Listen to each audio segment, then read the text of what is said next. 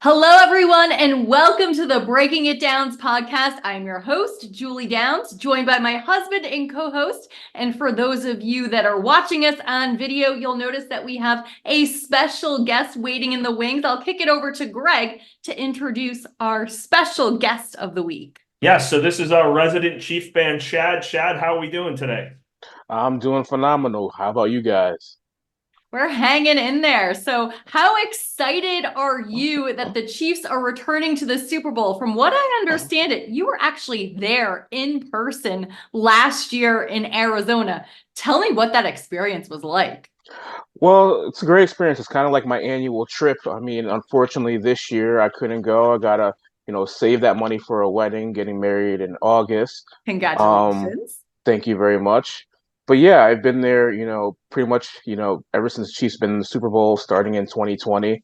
Um, I would say actually being there when they win is like, the best feeling in the world. I don't know. It's like having, I don't know, the birth of your first kid or something like that. I don't know. I don't have any kids, but I imagine it's got to be close to that.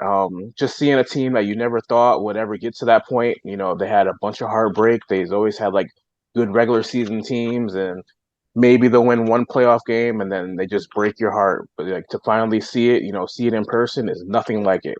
Even Yeah, if you don't, yeah. Mahomes has really been the turnaround for that team. He's the magic sauce. Right. Even if you don't even go to the game, just go into the city for about a week, Yeah, it's just amazing. to for the festivities. If you're a huge football fan, you are not going to be bored. They have so many events just surrounding the city. I recommend it to anybody just to go, even if you don't go to the games. Yeah, I've been just quickly on that. I've been to see the Yankees in the World Series a number of times, which is incredible. Unfortunately, I've not been there to see them actually win it. Like, so to your point, Shad, like if I ever get that chance, I would absolutely love to do it, to actually be part of the celebration for them to win the whole thing. That's awesome. Well, So maybe we'll take the podcast on the road next great year. idea. We'll make an appearance at Radio Row leading up to the Super Bowl. We'll take it on the road. And Do it. speaking of the I'll see you road, in New Orleans. there you go. There you go. Let's break down the road that led us here and let's talk about and dissect what happened. I guess it was not last week, but the week 2 weeks ago, before, yep. 2 weeks ago. So, Greg, I'm going to kick it over to you to kind of break down your thoughts. Well, Shad and Julie, I'll start with. Let me start since you're the Chiefs fan, and we'll save the best for last for you there. The San Fran Detroit game. I don't want to hear what anyone tells me. I think Dan Campbell's a great motivator. I understand they have turned the team around. I don't want to for 1 second hear that he didn't cost them that game. How many times did he give away points going for it on fourth down and coming up with a big old goose egg? Yeah, and quickly, like I understand there's timing in life and in a ball game. I'll use a poker analogy since the Super Bowl's in Vegas. You don't go all in every hand. So I understand, 4th and 4 at the opponent's 40-yard line. They passed up easy given points a number of times, especially a tying field goal. So in my mind, I don't want to harp on this too much, but Detroit, for all intents and purposes, if you make an argument, was a better team. I know Campbell's done a great job, but I can't live with what you think. Shad, what do you think? You agree with me on that? Oh, I agree with you 1,000%. I think, Detroit choked. Dan Campbell, he cost them the game with not taking the points. Kind of like the analogy that you're saying. He's like the type, I saw a meme that he would hit on blackjack Yes. with a 20. I did. I saw. I think one of you guys sent that to me the night of. Yeah, yeah. Yeah, I think I probably shared that with you. Yeah, I don't get it. You have a lead, you don't need, to really, I mean, make it any bigger. Just take the 3 points. You probably could. I don't even if you miss it. I don't think anybody's gonna blame you. You had a pretty easy field goal. It wasn't like it was a 60-something yarder. Oh. Your team has never been in this spot, so it's not like, I don't know that it's not like by taking the points, I don't know, it's a letdown. It's not like, oh, you're Totally with you. you're you're favored in this spot. You should be, winning by like 30 points. Let's show the people that we can cover the spread type of thing. No, you were down. You were a touchdown underdog. You should have just took the points, play some great defense. And I know obviously the 49ers did get lucky with, that Oh, no doubt. touchdown when it bounced off his face mask, or I think he might have been down with the 1 yard line. But plays like that. But still, take the points. go to your first Super Bowl, then you're a legend. You probably are close to a legend. People probably already saying like you're the best head coach in that team's history after 2 years or so. But solidify it. Even if you lose in the Super Bowl, people are going to say that's a great season. You're probably going to get like a big extension. Everybody's going to say like you're probably a Yeah, top you just five don't have to coach. gamble every play is the point every time. Right. He gambles. It seemed like every game they play, there's like one head scratching play, even though it may work out, but he's too aggressive and Yeah, and Chad, Chad was a player. You know this. Mhm. If you're like, you remember, I think it was early third quarter, and Julie even wrote me. I wasn't watching with Julie. She's like, "Can you believe they're doing this?" I was laughing. She was all fired up herself. But it's like, even if put it in from 49ers perspective, and this is a true thing. If you're down 3 scores, if they took the first field goal to go up 17, you can't tell me for a second that Shanahan, the Niners, as an opposing player, you start scoreboard watching at that point. You start saying, oh, geez, the game is called different. All right, Shaq? Like, that's what I mean. It added pressure to the Lions. Then all of a sudden, you saw them drop in passes. Like, I think it really did play a big factor. I did. right. It was definitely a snowball effect. Like you're not getting those 3 points. You start dropping passes. You start getting a little tight in the Yeah. sphincter, as they say, and your team that's never been there, and you just start to choke. The 49ers are a team who were just in the Super Bowl a few years ago, and they've been in the conference championship. Seems like every year. The past 4 or 5 years. It's experience. Experience people are not going to get as tight in these situations. So when they figured out, oh, they're only down 2 scores, That's plus it. they played the same way pretty much against the Packers anyway, Yep. they're used to just coming back in these type of games. I thought they let them right back in it, and we saw what happened. I said even Julie was fired up, which was pretty funny. I was like, Julie, she doesn't usually I get was that doing my passionate. homework. I was actually watching, even without you here Yeah. forcing me to watch. Usually it's like DraftKings related or like, prepping, but she was like, can you believe this? I'm like, no, I can't actually. Yeah, the Hallmark movies took a back seat. Yeah. So anyway, we don't want to talk. Let's get to more importantly for Shad. So KC. So Julie, you watch. Why don't you start here? What did you think happened there? I think the Ravens gave it away with the number of penalties. I mean, come on, you can't win a game like that. And clearly they did not win. I was texting you again with this game. Irate. I'm like, what are they doing? Yeah, wow, Shad, you so saying Shad, gave sorry, it go away? on. Give me your take. I don't think they gave it away. I just think the Chiefs outplayed them. To tell you the truth, you make it sound like it was a couple calls, couple plays. No, the Chiefs just, they took a lead early. Scored those 17 points, and then made the Ravens kind of abandon, their game plan, the run. And then before the game, the Chiefs were kind of getting in their head. It's the big bully who's, the big kid on the block versus somebody who's never really been there, choked in situations, even though they had a better record and they're at home. Like they just didn't have the experience. And then the Chiefs were in their head. Kelsey, especially before the game, was jawing with everybody. He got a couple penalties during the game. And Zay Flowers, he made a boneheaded play after a big play, and it just seemed like Lamar also he was trying to prove that he could go toe to toe, with Mahomes, and that's just not his game. Lamar, he should have been running a little bit more. The offensive coordinator Todd Monken, he should have called a lot more runs. You're That is kind of correct. that is the Chiefs' weakness. The run game. If you can run the ball on them, you could stay close and beat them. And especially when you have probably the best running quarterback ever, it didn't seem like he wanted to run. I don't know if Lamar Jackson maybe lost a step. He did have a long run that he kind of, I don't know if he like pulled up on it or he just realized he wasn't going to outrun the defense and he tried to like stiff arm instead of just running straight. So I think it was just a Lamar, and the game plan, whoever it is, Harbaugh, Munkin, they didn't have a great game plan. It was like they tried to out Chiefs the Chiefs, and that's never a good idea when you're playing against, arguably one of the best quarterbacks to ever play the game, and I would say maybe the best to ever play the game. Yeah, Not that you're biased or anything. No, not really. No, but you know what? I'll agree with both of you actually. And not listen. This I think the Chiefs. The difference is Mahomes, Sure. Spagnuolo. But what Shad said, I completely agree with. I love Munkin. Munkin was amazing at Georgia. That's why I picked Baltimore to win the Super Bowl before the season started. I thought the change in him. I got to admit that game plan was horrible, and it's what Shad said. I believe I saw correctly. They had 8 rushing backs by running backs the entire game. What you said about Lamar, I just think the game plan, they were basically daring him to throw deep. Lamar just seemed more tentative than usual, getting out of the pocket. Where like Shad, and even though I'm not like trying to hate on your Chiefs, I felt there were a lot of opportunities for him to get out of the pocket, pick up 5-6 yards, that he just stood back there too long. And the game plan, they kind of what he said, they abandoned it. They faced, they're down 10, they were acting like they were down 28. And Zay Flowers, the personal fouls, what Julie alluded to, were killer. I mean, you had Kyle Van Noy, Jadeveon Clowney, then Zay Flowers. I got to ask you guys something. How does someone talk smack down 10 when you didn't even score the touchdown and you get a personal foul? I would have lost my mind if I was a Ravens. Anyway, so point being, I think that's where the Ravens little over jacked up, lack of experience, and Spagnuolo, the Chiefs D coordinator, who does an amazing job all the time, used to be the Giants guy.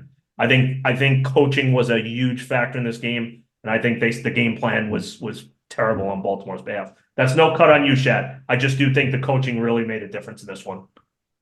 Oh, so you're just saying Andy Reid's a better coach, No big deal about that. Andy Reid's a mastermind, there's no doubt. Andy Reid, just one quick thing. I read years back because it's fascinating. When he decided he thought he needed to innovate, basically be more innovative, he started watching 7-on-7 football, which is like out west, places like that don't have enough kids. Sure. But you get more wide open offenses there. So you get more. He actually learned ideas and incorporated them into the off. So he is that good at coaching, Chad. Just Ability he's to not think outside that box. Yes. So anyway. All right. Well, let's go ahead and break down the two teams that are meeting face to face this Sunday in Vegas. Let's first start by breaking down the advantages that you think the San Francisco 49ers have. And I'm going to kick it over to Greg to start that off. Well, let me ask you, Shad. I'm going to assume you have none, being a Chiefs fan. So do you want me to tell you what I think on this side? No, I think they have some advantages, but if you want to go first, go ahead. No, we'll just quickly. So, a real honest assessment here. I think most people would agree, top to bottom across the whole roster, you could definitely make an argument they have the best roster in the league. You can make the argument Christian McCaffrey, arguably the best running back in the league. That's not a bold statement. He's especially dangerous out of the backfield catching passes. It's a dual threat. The receiving trio, no doubt an advantage. The Chiefs, obviously, receivers struggled this year with drops, played better lately. But you got Debo, you got Ayuk, George Kittle. They're phenomenal. Trent Williams, make an argument he's one of the best left tackles in the history of the game. He's anchoring that line. And I would say better overall start to finish the entirety of the season for San Fran as opposed to KC. What do you think about that, Chad? I agree with you on most of those points. The thing I don't agree with you didn't quite say it, but I think you alluded to it, is you made it sound like San Francisco had the better offensive line. Yeah, Trent Williams, great, left tackle, future Hall of Famer, maybe one of the top, 5 left tackles ever to play the game. No doubt. Besides that, San Francisco's O-line, has been pretty shaky to me. I think everybody just equates, because they have Trent Williams, they are a great O-line. No, I think the Chiefs have a better O-line, than the 49ers. Quick question on that, Chad, not to interrupt you. Yeah. They're saying questionable. What do you think the effect the guard Joe Tooney for the Chiefs? They're saying there's a shot he may play. How do you think that plays in if he's out?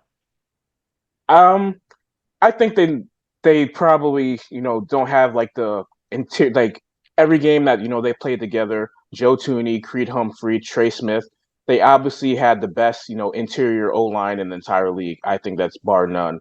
With him being out, Nick Allegretti, he's okay. He's solid. He's definitely good for a backup. I think he could possibly be a starter on some of the lower end teams in the league.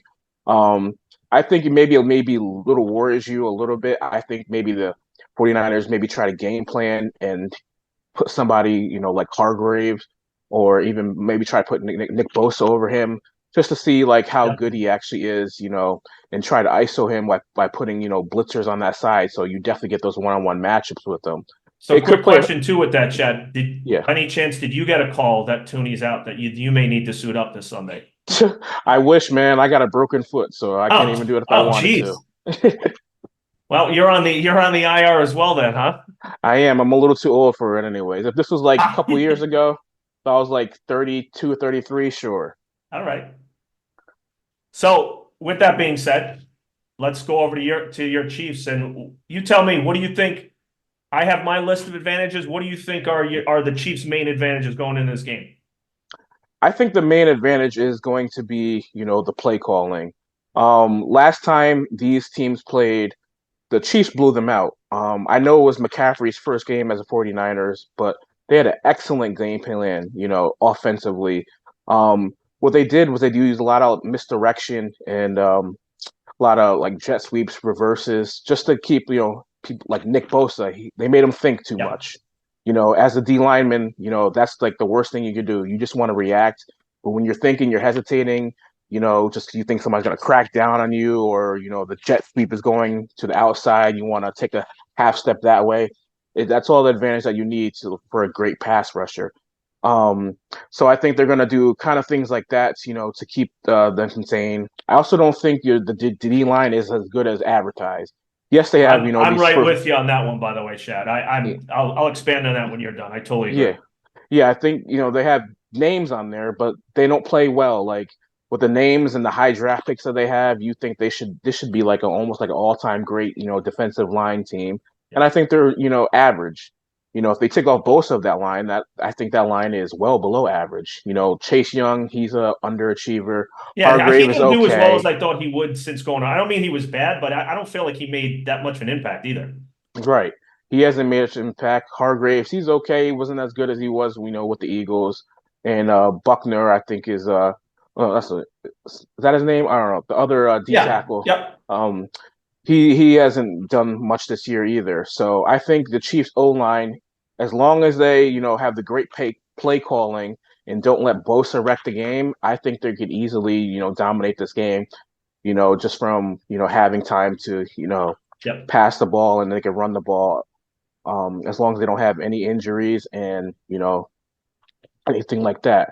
I also think that the 49ers secondary is terrible. Charvarius Ward, former Chief, I don't think he was that great with the Chiefs. I think he was maybe a little bit better than average, but if he's like your number one corner, I think you're susceptible. I think he's probably a number two at best. So the Chiefs know him in and out. He's played with them for what, a good 4 or 5 years. Andy Reid's going to know how to scheme against them. And they don't have anybody that scares you in a secondary. I know they had Ufunga before he got injured. He looked Yeah, like that was a big loss. He was a playmaker, no doubt about it. yeah, he looks like he's going to be a player like the next Troy Polamalu, but Yep. he's gone. As you saw, their secondary got lit up. Like Green Bay was doing pretty good with them. The Lions were scoring all these points. At And will. In the yeah, first half, at will. right. And the 49ers, I don't know. They've been playing these mediocre quarterbacks. They've been playing Jordan Love, who looks like he's emerging, scored pretty well on them. You saw Jared Goff, they scored pretty well on them. What do you think, Mahomes is going to do, against that secondary of that defense? So, I think 49ers, everybody saying, oh, they got this player and that player, especially on defense. They're an average team, I think, on defense at best. So I think that's a great advantage. Yeah, I'm Um, with you. And something I was talking to Julie about this before. And if you even go back, because like I'm kind of thinking the last real game the Niners had to play in the regular season was Christmas night against Baltimore. That defense got gashed. I mean, they went up and down the field. Baltimore had over 100 yards rushing that night. That's at home, no less. Again, at home, I can make the argument in both games, Green Bay and Detroit, that I don't want to say San Fran got lucky. I mean, hey, that's a good team. You find a way to win. But I actually don't think they were the better team in either of those games. Detroit last week, or sorry, 2 weeks ago, 182 yards on the ground, which is insane. Green Bay had 136. So I'm actually with you. If they mitigate the damage Nick Bosa does, and I think Mahomes, I'm going to start off my big advantage. It's obviously at quarterback, and I'm not cutting on Purdy. Julie likes to say he's pretty good. he is, so it's no cut on him, but he's not Pat Mahomes. And I think even that, who is as good as anyone to avoid the rush of Nick Bosa, Chase Young hasn't been, it's Mahomes. So that D-line, the Chiefs rushing game, I think has a huge advantage in this game against that D-line. Something else, Chad, the kicking game. Jake Moody of the Niners has not been very good at all for weeks now. Butker's as solid as they come. That is a factor. And going again, it's coaching. Andy Reid on the other sideline and Steve Spags. I mean, he's renowned for coming up with these game plans. It was a brilliant game plan against Baltimore. And I think for those reasons, I think the KC has a lot of advantages to play with. And when you have the best player in the world, which I think we can all probably agree Mahomes is. Will we agree on that? Oh, of course, you know that. Yeah, unless it's Daniel Jones. But other than Daniel Jones or Tommy Cutlets, sorry. Tommy Cutlets. Anyhow, No. but no, I do think, like you said, though, I think the rushing game of the Chiefs, I think Pacheco, that offense has been different this year. And I do think they might be able to exploit the Niners D as well. I'm with you. All right. Well, we're heading to Vegas. So, of course, we're going to talk about some betting. We're going to get into some of the fun prop bets that are always fun this time of year to talk about when we head to the Super Bowl. So, Shad, I believe that you have kind of done your homework a little bit and you have some fun prop bets for us to dissect. You want to go ahead and kick those off for us? I wouldn't call them fun. They're not like anything like, the time of the national anthem or the coin toss or Taylor Swift, views. But, these are actual kind of prop bets on the game. I think, a gimme is my first gimme is going to be the Mahomes over 4.5 rush attempts.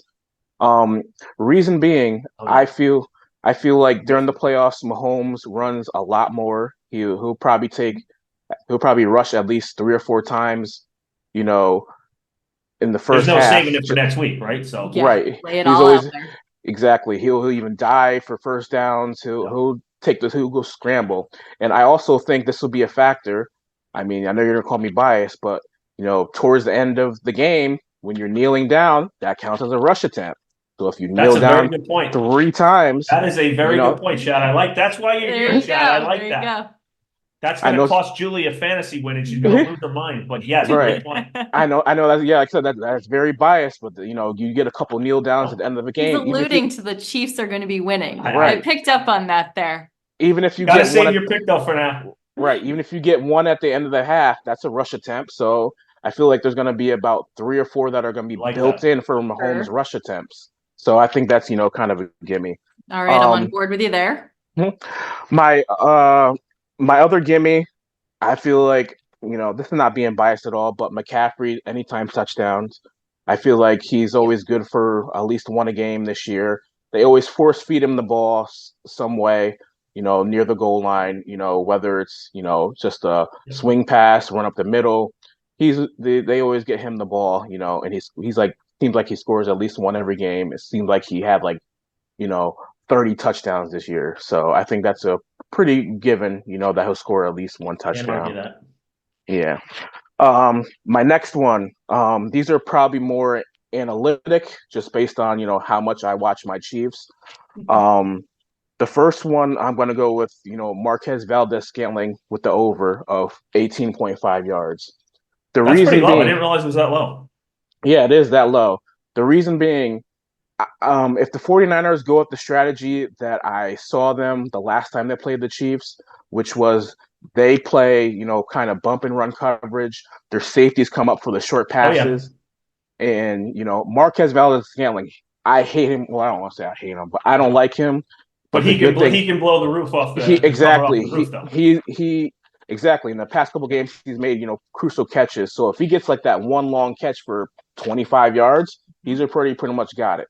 So I think all he needs is that one catch. And the way the 49ers play, they like to, play a lot of bump and run and bring the safeties up. He gets one, longer catch. He's got that. He covers that pretty easy. My next one is Noah Gray, over 1.5 catches. I feel like there's going to be a lot of attention on Travis Kelce per usual because he is the GOAT tight end. And I think this game, KC is going to use a lot of 2 and 3 tight end sets to try to run the ball a lot, especially, in the second half. So what that is, they like to do some screens, for Noah Gray, they'll fake it over to Travis Kelce, then throw it over to Noah Gray. They do that, I feel like, at least, every other game or so. And then he's usually good for another intermediate catch, at least 1 or 2 during the game. So I think he gets about 3, maybe 4 catches during the game. And that 1.5 is, a pretty safe bet in my book. Not crazy. Yep. And my last one is actually a 49ers prop bet also. I have the over George Kittle 49.5 yards. The reason being because watching the Chiefs over the years, they feel like they give up a lot of yards to star tight ends. I wouldn't be surprised if Kittle has, 80, 90 yards, even though he really hasn't been a guy that has big games in the playoffs. Chiefs are usually known for giving up, pretty good games to tight ends in the playoffs. My Giants in their heyday was exactly the same way. Would get destroyed by tight ends, even when they were winning Super Bowl, destroyed. Right. And I feel like, him, acknowledge, him with Kelsey being on the other side, I think he's gonna, take that personally. Maybe Kyle Shanahan takes it personally. You want to see Travis Kelsey getting, 8, 9 catches for 120 yards, and your tight end is just, blocking tight end because you think he's so complete. I think it's gonna get into his head a little bit, and they're gonna try to force feed him a ball a little bit. So I think he's gonna get more than 50 yards a catch, 50 yards for the entire game. Sounds like Shad's got his game plan in play. Yeah. Sure does. Greg, you want to go ahead and break down your prop bet? Yeah, I'll go quickly. We will go MVP, Pacheco at plus 2,500, Kittle at plus 6,000. I think Pacheco has a great chance against that D-line. I'm going to go Debo over 16.5 rushing yards because, again, I think the same thing we talked about Mahomes. They're not going to hold him back. Yep. Brock Purdy under 248.5 passing. Love the Chiefs D. Don't see them giving that much. Fullback Kyle Juszczyk over 4.5 receiving yards. Basically needs one catch for that. And something Chad talked about earlier, Pat Mahomes, anytime TD score plus 425. I could see him scrambling and doing the job there. So Julie. All right. Well, I'm going to swiftly break down my prop bets, starting with will Taylor Swift make it back from her concert in Tokyo to Vegas to watch the Super Bowl? So that's a yes or no. I'm going to say yes. She finds a way. She's Taylor Swift. It's going to happen. Which leads me to my next Taylor-focused prop bet. Over under of 6 times that they will show Taylor throughout the game. I'm going over here. Over 6,000 probably. Yeah. And then lastly, assuming Shad is a happy man and the Chiefs win it all, will Travis Kelsey propose and put a different kind of ring on it? Oh, good one. And I'm going to say no. I'm going no as well. I'm going Dad, no. you a no on that? I'm going yes. Oh. Okay. All right. Well, this guy's getting married. He's got love in the air. All right. Well, all right. All right. Well, now the moment we've all really been waiting for. I think we know where Shad's going here, but I'm going to start off. We have the 49ers 2-point favorites over the Kansas City Chiefs. And Shad, I'm sorry to break your heart here, but I'm going 49ers. Greg? Wow. I know. Yeah, I'm going to go the Chiefs. I think it's a very close matchup. I think the Niners defense has not been great for a while now. I think the Chiefs running game, the coaching, and I like Brock Purdy, but if you're giving me a close game, I have to take Pat Mahomes, who you heard me since his rookie year. I think the world of him. I think if you give me a close game, it's Pat Mahomes and the Chiefs back-to-back champions. That's what I think. And Shad? And Shad? All right, I'm going to go with the Chiefs 31-21. I actually think it's going to be a blowout, but I think the 49ers score, in garbage time and get an extra touchdown, so they bring it within 10 points. Okay. Yeah, I'm going to go Chiefs by a touchdown. You're going Niners by field goal, touchdown? I'm going to go Niners by a field goal. All right. Niners by a field goal. And Shad, the big question is, where are you going to be watching this game? And, if your picks are correct, celebrating the Chiefs' second Super Bowl in a row. Oh, I'm going to be heading to a local bar who they're having, open bar and buffet for $60. So, if they win, I'm going to take my money's worth, especially if they win, taking shots with everyone takes shots with me. Very cool. I think you will be celebrating. And we're actually going to be heading a little south of the border for our Super Bowl party. Greg, you want to unveil what we're doing? Jamaica, man. We're going for friends Katie and John wedding. So funny enough, it's a second year in a row. It's just timing. We're actually international. Actually, third. Geez, I don't know what's going on, Chad. I'm Yeah. not trying to do this, but anyway, we'll be watching beachside, and apparently they're going to show the game, and yeah, I'll be celebrating like you. We'll have It's all-inclusive an food all-inclusive and resort, drinks as so well, my friend. I will promise to call you if they win, and we'll do virtual shots together. I promise. All right, yeah, definitely. Take a couple of shots from me in beforehand too. Definitely will. Well, anyway, before we go, so I just want to quick. This is going to be Julie's farewell for now. So this is obviously our last football podcast. She's going to have a well-earned break, which I'm going to send her to training camps, scouting combines all around the country for the next few months. All right, maybe not. But we're basically gonna, Chad and I are gonna be doing some hoops going forward. Julie will hop on, especially NCAA tournament. So we're not gonna do it weekly. I'll give everyone an update as we go on. But that's yeah, Chad, we're gonna be breaking down some hoops. Our Knicks and Clippers are both looking good, and we will get into that later. But yeah, that's the immediate plan for now. Yeah, and Shad, before we say goodbye, I just want to thank you so much for not only stepping into this podcast. I think you've provided some really insightful information that obviously I cannot provide, but appreciate you taking the ropes from me a little bit moving forward. So thanks so much for joining us. No, thank you for having me. I can't wait to, do this basketball podcast with Greg and just, shit all over Doc Rivers. Perfect. All right, brother. So we'll be in touch. Good luck this weekend, and yeah, we will talk soon. All right, go Chiefs. All right, thanks, Chad. And we'll go ahead and say goodbye to Shad there. And we just want to say thank you so much to all of you for joining us. It's been a true pleasure watching and bringing you the Super Bowl and all of the football insights and fun. We hope you've had fun with us along the way, and I can't wait for next year already. Yeah, no, and again, Julie, thank you. We've had a great time with this. We basically started. I've done this in the past, not created our own. It's been a learning process. I think overall, like, we fumbled a few times. We've had a few turnovers, but I think overall we put the fire out this We time, put so the we didn't have fire to out. fumble with that this week. we only had once that we didn't hit the record button. No, we had some snafus like anything in it, but it's truly been a great experience. Julie, I force fed her to watch more football. No, on a serious note, Julie, it's been a great time.